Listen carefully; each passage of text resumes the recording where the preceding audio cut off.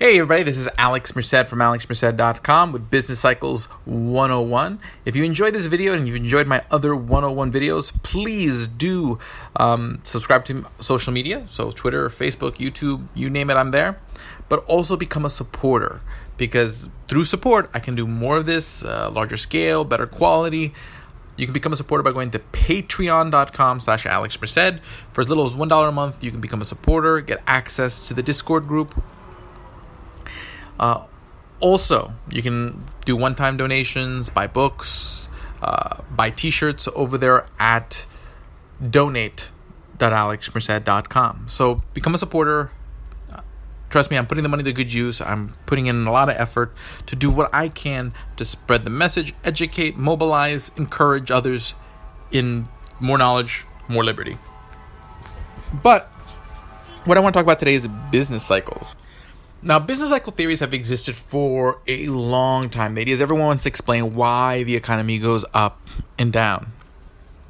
In general, what you see in common with a lot of these theories is always some sort of institutional strength, institutions weakening over time. Now, a lot of the early theories, one of the earliest business cycle theories was by Stanley Jevons, there was basically three names that were sort of associated with what's called the marginal revolution. Sort of three different economists kind of at the same time discovering the idea of marginal utility. And that was Carl Menger, Stanley Jevons, and Leon Walras. But Stanley Jevons had this theory, which he referred to as the sunspot theory. The idea was that based on where the sun is, that's going to affect crop yields. And then, so basically, if crop yields are good, food's going to be cheaper, which means you're going to have more disposable income, so the economy is going to be better. That's the boom. But if crop yields are bad, food's going to be more expensive, so you're going to have less disposable income, so you're going to end up having an economic slump, because now you have less money to spend on everything else. Which gets at, I think, a more fundamental truth in the sense that if your cost of living goes up, it crowds out all the leisure spending. And generally the growth does oftentimes come from leisure, in a sense. So the more you crowd out disposable income, the more it does have sort of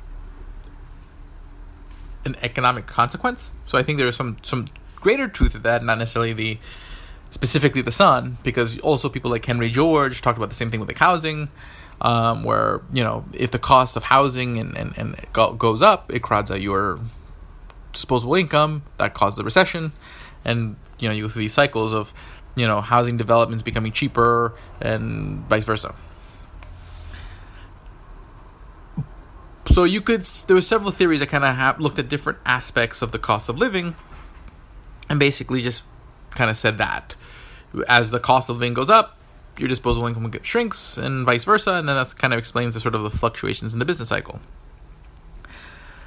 Then there is the Keynesian theory of the business cycle, which basically, one way to explain the way Keynes looked at it is that they looked at it as, and there's this big debate between people who are called real business cycle theory and Keynesians, which the idea of there's a shock to the economy. The question is it endogenous or exogenous? So if I remember correctly, endogenous meaning internal, exogenous meaning external. So Keynesians, a lot of Keynesians, I would say, believe that these... Okay, so that's the story with... So you have endogenous versus exogenous. Endogenous would just mean that the shock to the economy came oftentimes because of bad internal policies because of government. So a lot of Keynesians would sit there and say, hey, the high taxes of the 1920s caused excess speculation. And while, not the high taxes, the low taxes of the 1920s caused excess speculation. And while I totally disagree with that, that's not necessarily the point I really want to make in this particular recording, or what I'm trying to get at right now. But they say, okay, that would cause excess speculation, which causes the bubble in 1929. So you had the shock to the economy that was caused by something internal. So what you need to do is fix that policy, aka raise taxes.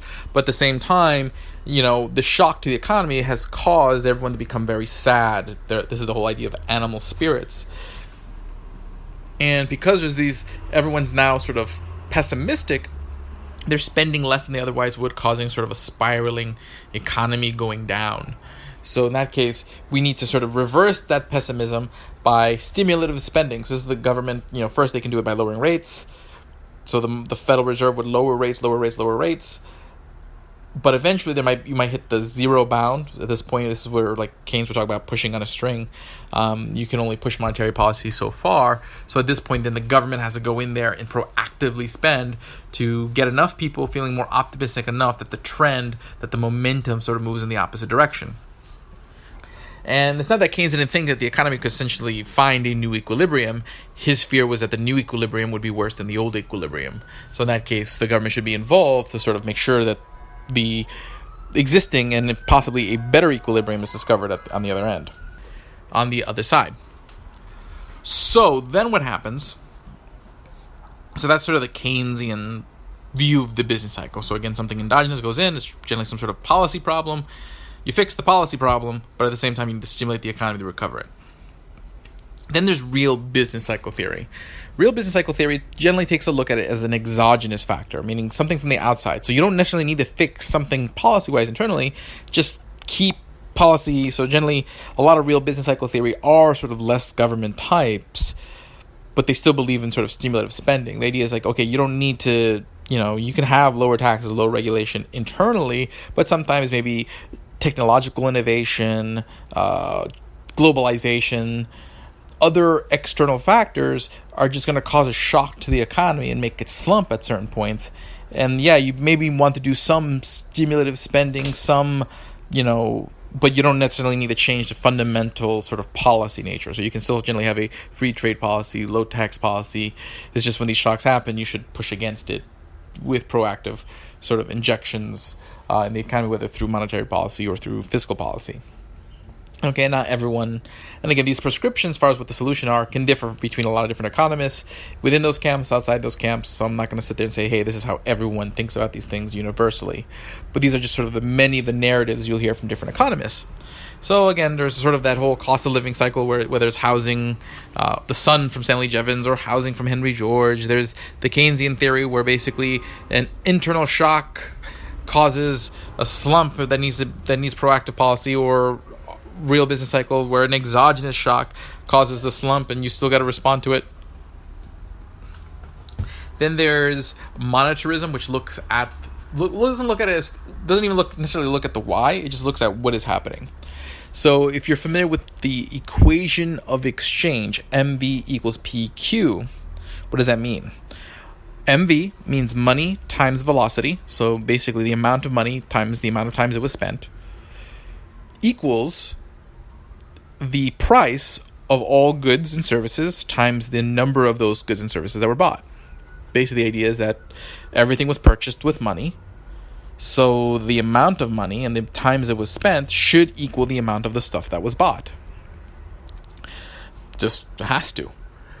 So in that case, if GDP is technically measured, if the economy is looked at as the price of all output, meaning the price of everything that was sold, because every time someone spends money, somebody else makes money theoretically, and there's flaws in this logic, but again, not my point today, just trying to explain the logic.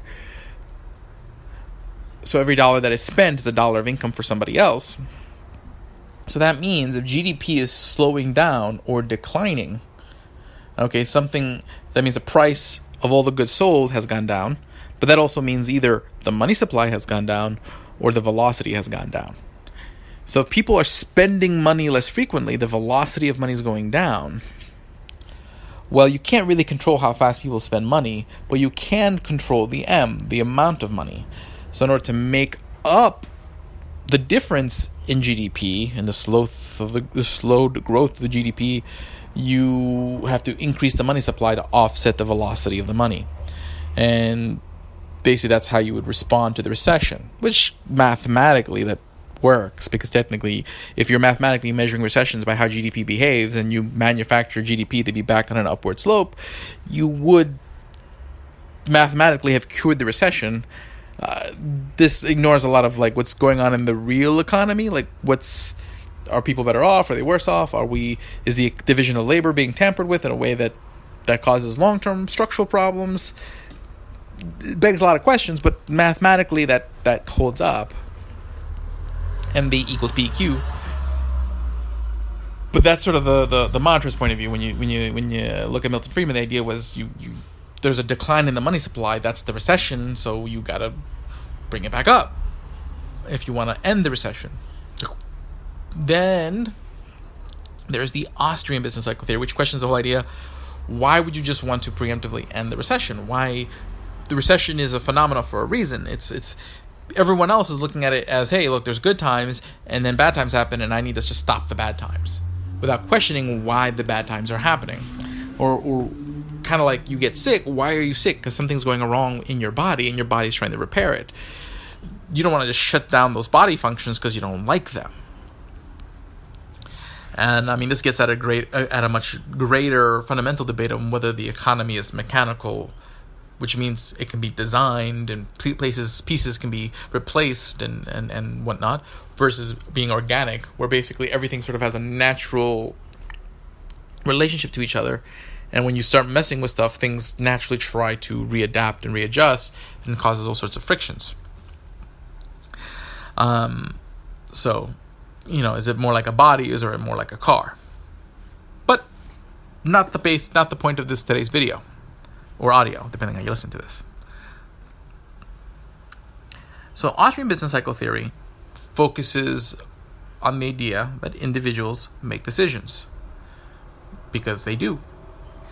And individuals make decisions based on the information that they have, whether it's their own preferences and the information they have on how to best meet those preferences, prices, knowledge, etc.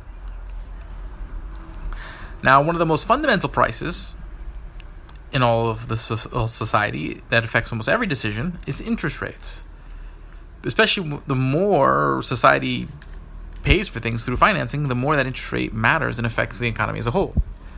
But it also affects a lot of the allocations of capital and where you allocate it and whatnot.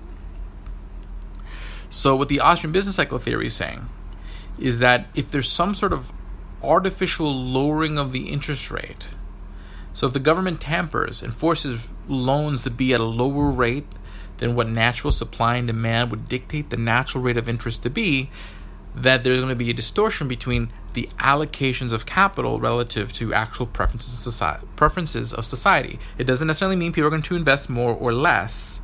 This is not a over-investment or under-investment story. This is a mal-investment story. It's not that people invest more or less, but they invest differently. Because based on the interest rate, different projects will look viable relative to others. So generally what happens with lower interest rates, certain projects will suddenly look a lot more profitable than they otherwise would have been. Some projects will look so profitable that everyone thinks it's a good idea to borrow the money cheaply to invest in that particular project at the same time. Okay? And what this results in is that everyone's sort of grasping. So let me use like a practical example. Like right after 2008, interest rates were lowered. Oil was really high in price. So you had cheap money. I could borrow the money really cheap, develop an oil well, and that oil well, I could sell that oil at a much higher price because of the low relative to my financing costs. So it looked very profitable. But this suddenly makes sense to a lot of different entrepreneurs who are like, hey, I can borrow money cheap, drill oil, sell it at a really high price, make a nice profit. But then what happens if everyone gets the same idea at the same time? They're all buying the same capital goods. They're all buying the same types of machinery to go drill for that oil. This drives up the cost of those capital goods because they're all buying them at the same time. And what happens eventually, it turns out that the costs for a lot of these producers to finish that well at the end of the day ended up being much higher than expected, because as they drove up the capital goods, they had to pay those higher costs. On top of that, since all of them are sort of bringing new oil to the market at the same time, the oil price went down by a lot.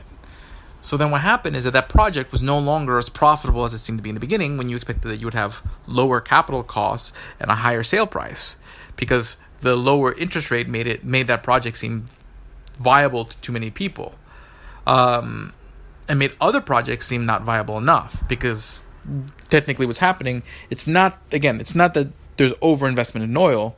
You could say that, sort of. Doesn't necessarily have to be the case, but because of all the because there was more investment in oil, there was less investment somewhere else, because some other project probably would have made more sense if the rate. So you have all this, you have too much here and not enough there. So it's again not an overinvestment story; it's a malinvestment story. It's just everything's kind of put in the wrong place. So some of those oil companies are not going to survive. They're going to go out of business, which means that they're going to go out of business, which means all the jobs that they created are gone.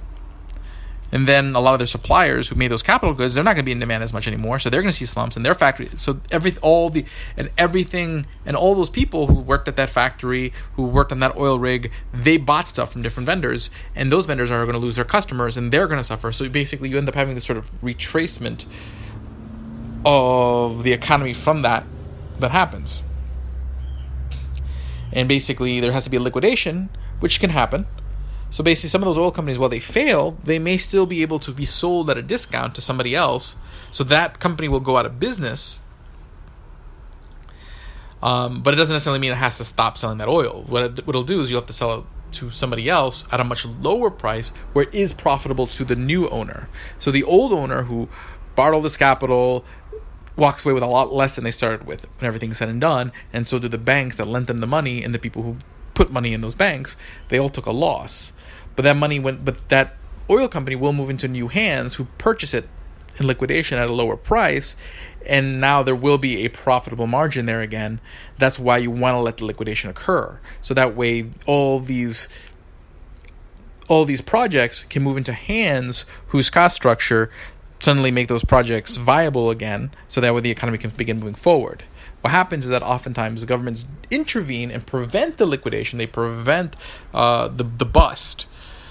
So then what happens is that those projects stay in the hands of people whose cost structure, whose debts, make it impossible to have those structures those projects profitable. So they kind of stagnate, and they kind of stuck where they're at because capital can't move forward because they're just trying to maintain this heavy structure that was created during the boom. So that's sort of a very, very detailed explanation with some editorial on my own part as far as how the Austrian business cycle theory works. I mean, if you want to look at it in an even simpler way, you can think of it as like a lottery winner. So a lottery winner wins a whole bunch of money, and they're going to put the money in a lot of wrong places because it's just too much. At the same time, there's information and knowledge that happens when you earn money, so you know how to allocate it well. In this case, it's a surge of money in the money supply, which causes lower interest rates, and it's kind of like the economy winning the lottery. There's a boom, but then a few years later, you have the bust, in the same way that the lottery winner kind of ends up in a worse position than they were a few years later. That's the Austrian theory of the business cycle. The big difference between this one, again, it's taking a look at the bust as a sort of... Basically, the problem was that during the boom, we were putting everything in the wrong places. We were building the puzzle wrong. We were confusing where all the pieces belong. So the bust is actually the solution, is us taking away all the wrong pieces from the wrong spots so that way we can put them back. The idea is that you can't just build and continue building a puzzle on top of pieces that were wrong, put in the wrong place. You got to move backwards to move forwards. That's what makes the Austrian business cycle theory very different than the other ones, who will just look at it as, hey, something bad happened, do whatever you can to stop it from happening. And hopefully you guys found this interesting. My name's Alex Merced from alexmerced.com. Please become a supporter by going to donate.alexmerced.com or patreon.com/alexmerced. Have a great day and enjoy.